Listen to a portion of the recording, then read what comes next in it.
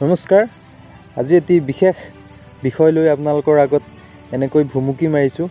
আজিৰ বিষয়টো হৈছে মই এতিয়া আছোঁ সেউজীয়া পৰিৱেশৰ মাজত, পথাৰৰ সেউজীয়া পৰিৱেশৰ মাজত তেনেকৈ আছোঁ এতিয়া। মোৰ লগত আছে বন্ধু দাদুল শইকীয়া।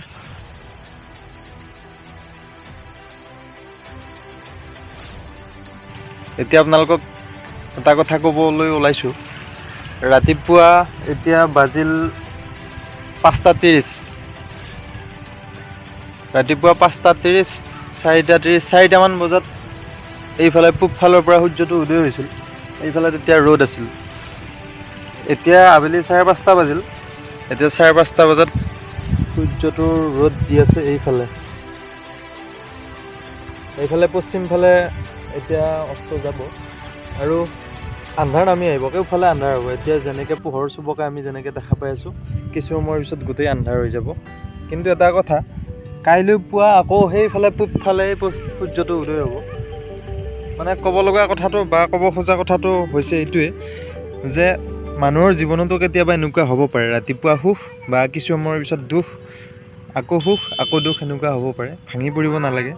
কেতিয়াবা আপোনাৰ জীৱনলৈ যদি অন্ধকাৰ নমাই আনে বা অন্ধকাৰ নামি আহিছে বুলি আপুনি ভাবে, তাক লৈ ইমান হতাশাত পৰিব লগা নহয়। কাৰণ যেনেকৈ ৰাতি সূৰ্যটো অস্ত যোৱাৰ বাবে আন্ধাৰ হয়, ঠিক তেনেকৈ আকৌ ৰাতিপুৱা পোহৰ হয়। সেইটো মানে চিৰসত্য ঘটনা ঘটিয়ে থাকিব।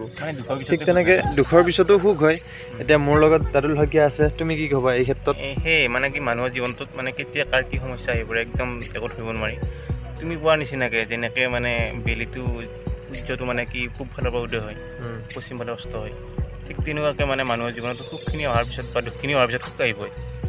ৰাতিৰ পিছতে যেনেকুৱাকৈ দিন আহে, ঠিক তেনেকুৱা। সেইটোৱে আপোনালোক সকলোকে আমি আমাৰ ফালৰ পৰা এইটো ৰিকুৱেষ্ট বা এইটো এটা চিন্তাৰ বিষয় মানে আপোনালোকৰ হতাশাত বাবে পৰিব নালাগে আৰু যিকোনো ঘটনা হ'লে কেতিয়াও মানে একদম হতাশাত পৰিব নালাগে। পাৰিলে সমস্যাটো সমাধান কৰিব লাগে, কিন্তু সমস্যা সমাধান নহ'ল বুলি যে আমি ভাঙি পৰিব লাগে সেনেকুৱা একো কথা নাই। এইটোৱে দিন ৰাতি যুঁজ দিব লাগে আৰু যুঁজ দিব লাগে। এতিয়া কথা হ'ল, প্ৰকৃতিয়ে যেনেকৈ গোটেইবিলাক মানে ইমান ছিষ্টেমত বনাই থৈ দিছে, কোনো কাৰণত কেতিয়াও মানে ৰাতিয়ে হৈ থাকিব বুলি এনেকুৱা কোনো কাৰণত ৰাতি নহয়, বা দিনে হৈ থাকিব এনেকুৱাও নহয়, বা বৰষুণে দি থাকিব এনেকুৱাও নহয়, বানপানীয়ে হৈ থাকিব সেইটো নহয়। গতিকে গোটেইবিলাক মিলামিলিতে চলি থাকে। গতিকে আমি মানুহবিলাকেও সেইটো বস্তু মানে প্ৰকৃতিৰ লগত ৰিজাই চালে বহুতখিনি কথা জানিব পাৰি, বা প্ৰকৃতিৰ লগত যদি নিজৰ জীৱনটোকো ৰিজাই চোৱা যায়, তেতিয়াহ'লে গোটেইখিনি কনচেপ্ট ক্লিয়াৰ হৈ যায়। আৰু সেইটোৱে যিসকলে ভিডিঅ'টো বুজি পাইছে বা ক'ব খোজা কথাখিনি বুজি পাইছে, তেওঁলোকে ভিডিঅ'টো বেলেগকো চাবৰ কাৰণে শ্বেয়াৰ কৰিব বুলি আশা কৰিলোঁ। আৰু আপোনালোকৰ যদি এনেকুৱা কিছুমান থিংকিং আছে বা চিন্তা আছে, আমাৰ লগত শ্বেয়াৰ কৰিব। আমি পাৰ্যমানে কিছুমান বস্তু দেখুৱাই যাবলৈ চেষ্টা কৰিম, যাতে আমাৰ লগতে দুই এজনৰো সহায় হয়। সেইটোকে কৈ আজি ভিডিঅ'টো ইমানতে শেষ কৰিছোঁ। ধন্যবাদ।